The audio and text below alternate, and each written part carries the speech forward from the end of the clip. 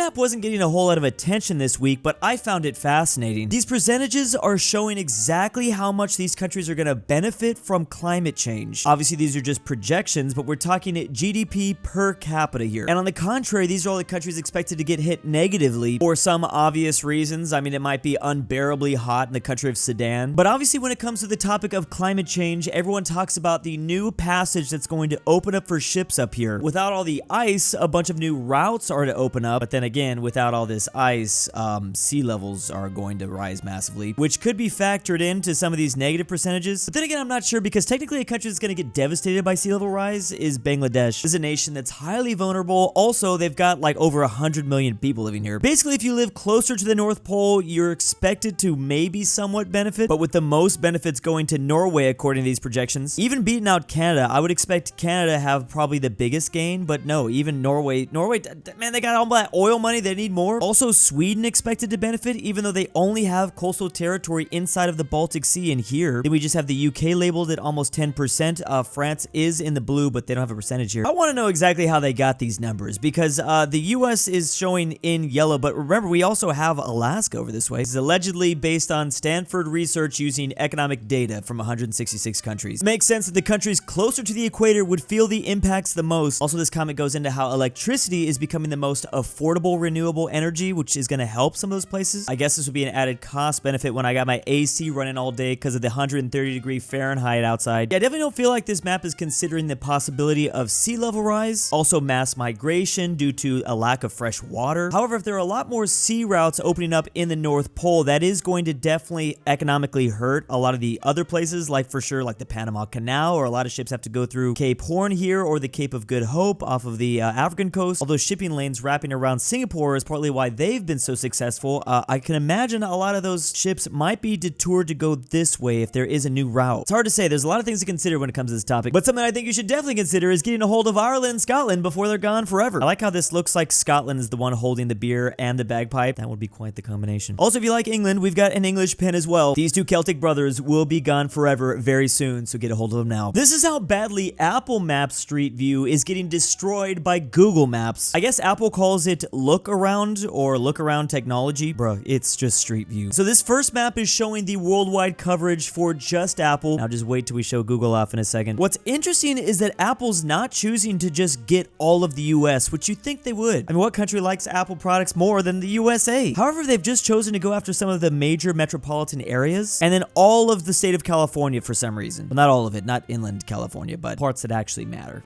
I should not have said that. Now compare that with their strategy in Europe of just getting literally everything. Well, except for the UK, they've chosen to only go for, well, this looks like London, maybe Dublin, and then Edinburgh. What is this strategy that Apple's doing? Oh, they have all of Israel too. This then appears to be a lot of Japan, the southern part at least. We have Taiwan, then there's Australia and New Zealand. I think that's Singapore, I don't know. So yeah, that is currently what Apple has in terms of worldwide in 2025. Now let's compare that to Google in 2025. Holy crap. Keep in mind that Google maybe 10 years ago looked like that Apple map, and now they've really been expanding. To be honest, they've been expanding so much that a lot of the maps go out of date. I thought they started to get into Kazakhstan recently. They're all up and down Latin America. Looks like they've got pretty much every state in the US, including Hawaii and Alaska. They even got Greenland up here. Now, to be fair, like I said, I think Google has like a 10-year head start or maybe more. And to be honest, I do think the Apple look around does look pretty good on my iPhone. I mean, I'm not always using that feature, but it does feel pretty smooth. I have to think maybe they're going for more of like a quality over quantity because they already know they're not going to be able to catch Google. Literally, top comment is, I'm surprised the coverage of the US is so poor. There should be a version of GeoGuessr that only uses the Apple world maps, just like for beginners and novice players. Because Google Street View obviously making GeoGuessr a harder and harder game every single day. They just got to keep on expanding into new countries. Yeah, it's literally like Apple said, World Tour.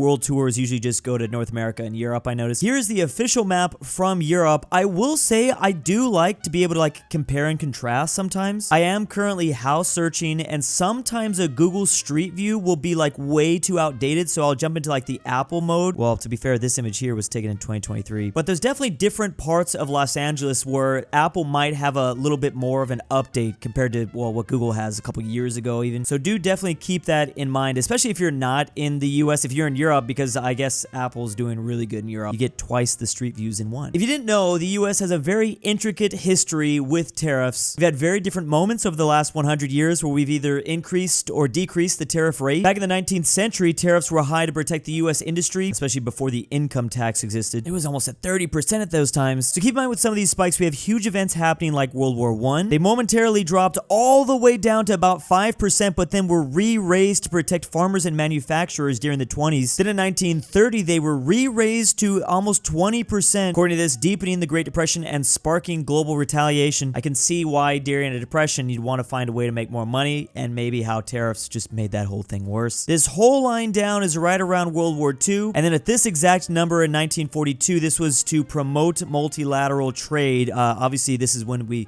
first start off with the Cold War. So we were really going to drop those tariffs down because we wanted to support our allies, the non-communist nations, and they stayed below 10% all throughout the Cold War. 1994, a pretty significant year because this is about 2 years after the Cold War officially ended, and this is NAFTA, which eliminated most tariffs between US, Canada, and Mexico. It's going to be like the first time we've really seen a major increase, honestly, since, well, pre-1950. Like, there were like momentary small increases. I'm assuming this increase here was Donald Trump's first term. There's a projection number. They're expecting it to go to 14.5% on average. We have no idea what number Trump is actually going to land here. I mean, this is saying that it might be as high as 22%. Now, this is on average across all the countries. I think there's a pretty sweeping 10%. I don't even know what it is at now for most places, but then you have China, which is right now at like 150 or some crazy number. That's going to throw the average way off. I'd prefer if this was done way slower so manufacturers actually have time to come home. You would think, yeah. Things could have been unimaginably different if we would have listened to just the USA after World War I. For better or worse, I do not know. This is a post-Ottoman Middle East as of 1919. The Ottoman Empire, or otherwise known as the dying man of Europe, because they just continue to get smaller and smaller every century. The Europeans had already been taking so many big chunks away from them very slowly, but this major world event was the final nail in the coffin. As you can see, only 8-year difference, the Ottomans no longer existed. However, the US had a very different plan for this region with an international Constantinopolitan state.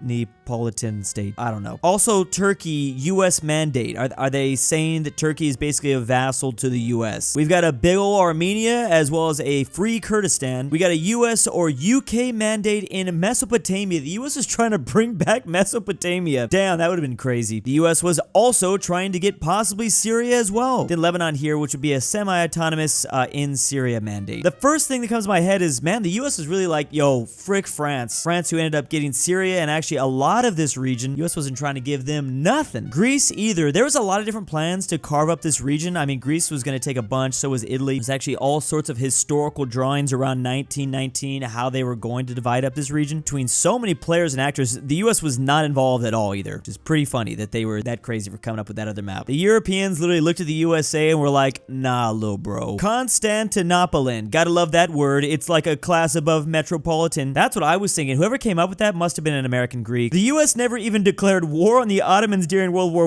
I, so it's funny that they were willing to make everything an American mandate. That's a good point. I forgot to mention that. The US only declared war on the German Empire at first, and then Austria-Hungary like 6 months later or 9 months later. What does mandate mean in this context? League of Nations mandates were territories to be administered by a foreign state under the post-World War I peace, but they were basically de facto colonies. Westerners not trying to divide nations. Impossible challenge. Now compare that to this modern-day map. This is Keith Kellogg's A Special Envoy's plan for a post-war Ukraine. This gives me some awfully familiar vibes, I will say that. Like a post-World War occupied Germany. Basically, Russia will continue to occupy these areas of Ukraine with an 18-mile wide demilitarized zone. Then this will all still remain Ukraine, but with the eastern side of this river just with Ukrainian forces. Meanwhile, the western side will be occupied by British and French forces, not only the Ukrainians. Ooh, that's an interesting plan, especially because Russia has said multiple times they do not want NATO forces in Ukraine. I don't think they're gonna buy this or go for this, but it's interesting to be like, okay, we won't have NATO forces in this part of Ukraine. What about this part though?